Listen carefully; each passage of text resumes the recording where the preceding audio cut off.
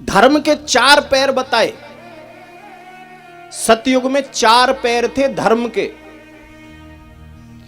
सतयुग के बाद जब त्रेता युग लगा, भगवान राम का युग, तो धर्म का 1 पैर काट दिया गया, कट गया, तो 3 पैर बचे। द्वापर आया तो 2 बचे। और जब भगवान कृष्ण यहां से लौट के गए अपने धाम को, उसी दिन से कलयुग आरंभ हो गया था, जब भगवान कृष्ण यहां से चले गए थे। और भगवान कृष्ण के जाते ही धर्म का केवल 1 पैर रह गया। सतयुग में 4 थे और कलयुग में 1 ही बचा। और इस समय क्या, किस रूप में है धर्म? इस युग में यानी कलयुग में दान के रूप में धर्म को बताया है। केवल दान, दया, धर्म यानी पवित्रता और तप, ये 4 पैर हुआ करते थे सतयुग में। लेकिन कलयुग में केवल दान बचा है, बाकी 3 खत्म। अब ये पृथ्वी सोचती है कि अगर 3 पैर तो पहले से ही खत्म हो गए हैं, अगर ये 4था पैर भी कट गया, यानी 4था पैर भी नहीं बचा, तो मैं तो रसातल में चली जाऊंगी। भाई पृथ्वी कब जाती है रसातल में? जब धर्म नहीं रहता इस जगत में। अधर्म जब बढ़ता है और इतना ज्यादा बढ़ जाता है कि धर्म की कोई गुंजाइश नहीं रहती, तभी ये पृथ्वी रसातल में जाने लगती है। यानी इस सृष्टि का विलय होता है, पूरी सृष्टि डूब जाती है और ये क्रम चलता रहता है। सतयुग, त्रेता, द्वापर, कलयुग, जब ये चारों युग बीत जाते हैं, कलयुग का, और ऐसा लिखा है कि जब कलयुग का अंतिम चरण आएगा तो इतना अधर्म बढ़ जाएगा कि धर्म की गुंजाइश रहेगी नहीं, तो पृथ्वी को डूबना ही पड़ेगा। पूरी पृथ्वी डूबती है, फिर से चारों युग दोबारा से आते हैं। जब कलयुग खत्म हो जाएगा, पृथ्वी डूब जाएगी, तो फिर से सतयुग आएगा, फिर त्रेता आएगा, फिर द्वापर आएगा और फिर कलयुग आएगा। यही क्रम चलता है, यही क्रम है। तो पृथ्वी सोचती है कि अगर 4था पैर भी रहा नहीं धर्म का, तो मैं तो रसातल में चली जाऊंगी, डूब जाऊंगी। इसलिए चिंतित है, दुखी है। इनकी बातें सुन रहे थे राजा परीक्षित एक वृक्ष के पीछे छुप करके।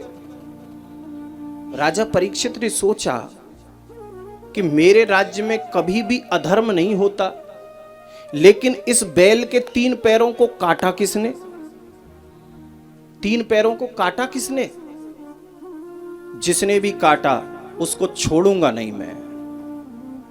पहुंच गए बैल के सामने, धर्म के सामने राजा परीक्षित, और पूछने लगे बैल से कि तुम सिर्फ मुझे इतना बताओ कि तुम्हारी ये दशा किसने की, तुम्हारे पैरों को काटा किसने, उसका नाम बताओ, मैं उसे छोड़ूंगा नहीं। तो धर्म कहता है कि महाराज मेरे पैरों को किसी ने काटा नहीं है, मेरे पैरों को किसी ने काटा नहीं, कटे हुए हैं। तुम कहते हो काटा नहीं? बोले हाँ महाराज, क्योंकि आपके ही कर्म कांड जो शास्त्र हैं, कर्म कांडी जो ब्राह्मण हैं, जो ज्ञानी हैं, क्या कहते हैं कि को न काऊ सुख दुख करे दाता, निज कृत कर्म भोग सब भ्राता। शास्त्र कहते हैं कि जो जैसा कर्म करता है उसको वैसा फल मिल जाता है,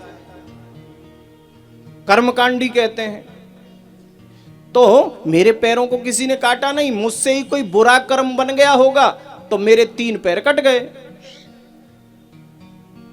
तो परीक्षित ने कहा तुमको बहुत कष्ट होता होगा, कैसे सोते हो तुम, बड़ी तकलीफ होती होगी।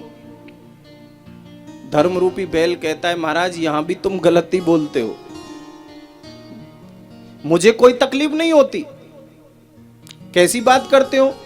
जिसके 3 पैर कटे हो, एक पैर पे खड़ा हो, वो कहता है कि तकलीफ नहीं होती?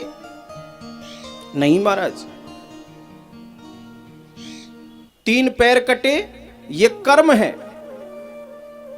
और आपने कहा कि तकलीफ होती होगी, दुख मिलता होगा ना, क्योंकि आपके ही जो वेदांत हैं, वेद हैं, वो क्या कहते हैं कि जितना सुख, ध्यान देना, जितना सुख, जितना आनंद